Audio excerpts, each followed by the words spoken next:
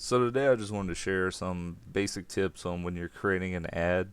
If you've never seen this screen before, this is Ad Manager. A lot of people just end up hitting Boost Post when they're first starting out and don't even realize that this exists.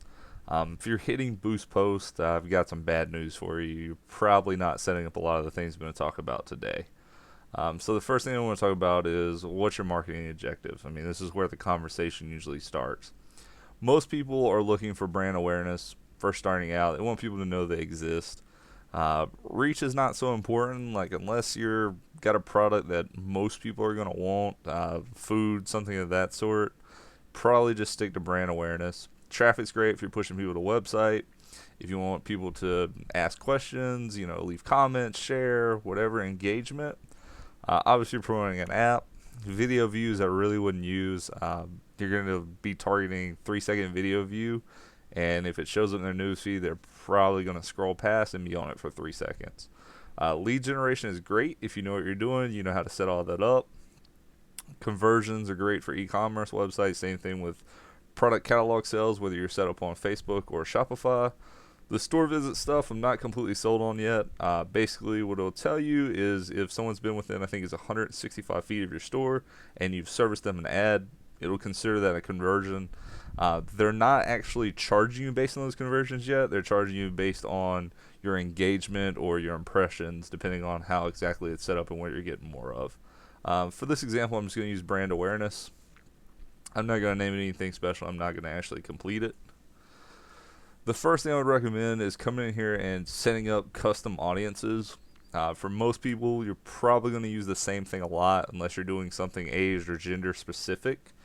Your business is probably your business. Your location is probably your location. If you're selling online, then you're going to do a lot of different things. But most people I see are brick and mortar locations or, sole entrepreneurs that are getting started out in something. They may travel to different areas, so you'd set up different locations. For this, I'm just going to call it test. For locations, a lot of times what I see is people will just go in here and say, my business in North Carolina, I want everyone in North Carolina.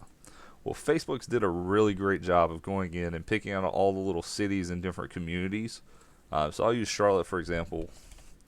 So if I go in here and I want to target Charlotte, and so it's going to just tell me, yeah, you changed from North Carolina to Charlotte. So I can set a range from uptown all the way down to 10 miles or all the way up to 50 miles, which is going to give me really everyone in the greater Charlotte area. For this example, I'm just going to pop it down to 10, and I'll show you it picks up little communities like Matthews. So you can do the same thing. If you had customers, you wanted to reach out in Indian Trail, Matthews, Mint Hill, all that stuff, you could get that from Matthews. There's some ways to get this even lower down.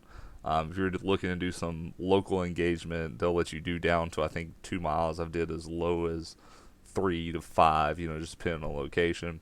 You can come here and play with ads. Really, probably don't want to be marketing anybody under 18. That gets a little tricky, and they probably don't have a whole lot of money unless they just inherited a lot. Detailed targeting. So this is where people really get in trouble. So for this example, I'm going to use donuts, right? So you want to look at somebody that likes Krispy Kreme. You want to look at somebody that likes Dunkin' Donuts. Donuts, and it's just National Donut Day. And then people sometimes pick crazy stuff like McDonald's, right? So the problem with this detailed targeting when you go to the interest and you're first setting it up, anyone that likes any of this stuff, you're going to be marketing to. So it's not like they like this kind of stuff and they like fast food. We sprinkle in some McDonald's here. They can like McDonald's and they don't like any of the rest of the stuff. So you're wasting money there. So what you want to do is you either want to use exclude people or you want to use narrow audience. And when you use narrow audience, they got to like one of these up here and they got to match at least one of the following. So it's not like they're going to like McDonald's and they're going to like Burger King, right?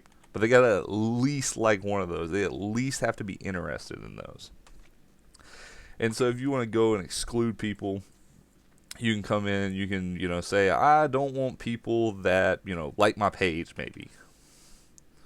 Or, use the like button. Who wants people to use the like button? So down here in connections, you want to look at people, that maybe like a Facebook page, right? Like your page, their friends. people that use your app, people that are going to your event. There's a couple different things you can do there. The placements are really nice if you've been doing ads for a while. You could dive in some stuff here, whether you're showing on mobile, what kind of phones you're showing on, Instagram, pre-roll ads, middle of video ads, stuff like that. It really depends on how your ad is set up over here, what you can really use. Typically, I leave it on automatic placement, and then once I finish my ad and I've got everything approved, I go back and make tweaks to that. So budget and schedule, where this gets really interesting. People don't necessarily understand how to use this. So a lot of people say, I want to use $5 a day. Well, that's great. You want to run it for a week. So let's say you're going to spend $35, right? So you go in here and you set your end date and you say, all right, awesome. I want to run from today and I want to stop this 1 week from now. And so cool, it's going to say you're going to spend no more than $35. You think, great, that accomplishes what I want.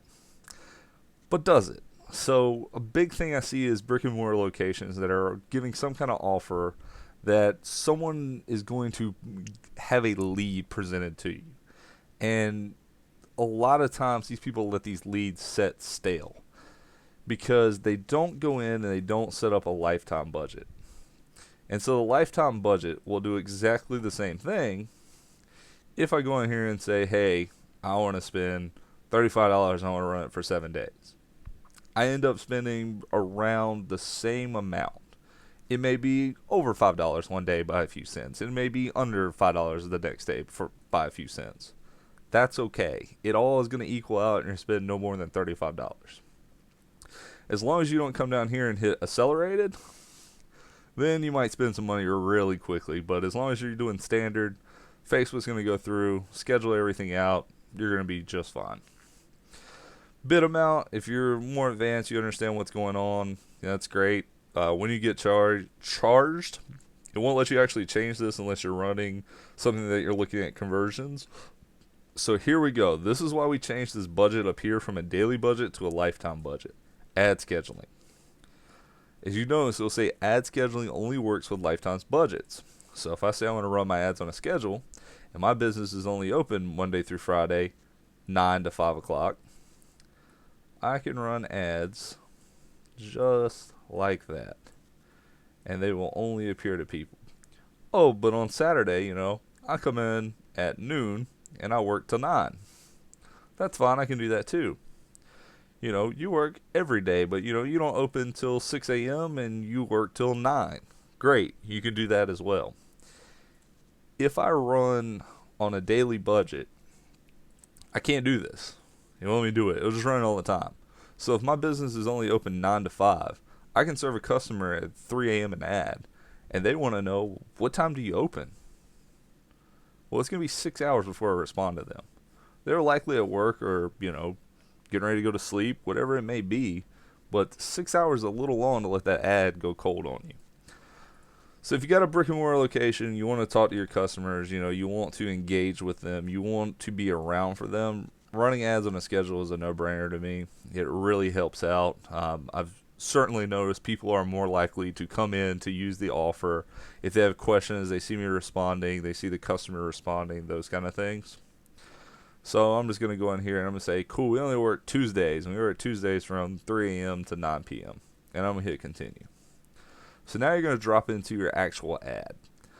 You can go in and you can use an existing post, right? Like, I'm not even sure how I'm getting new views to Lead Lab Media. I officially haven't told people that's the name of my business. It's kind of just out there. I created all the content so people can't steal it. So I made a post and said, I'm not even sure how this is getting views.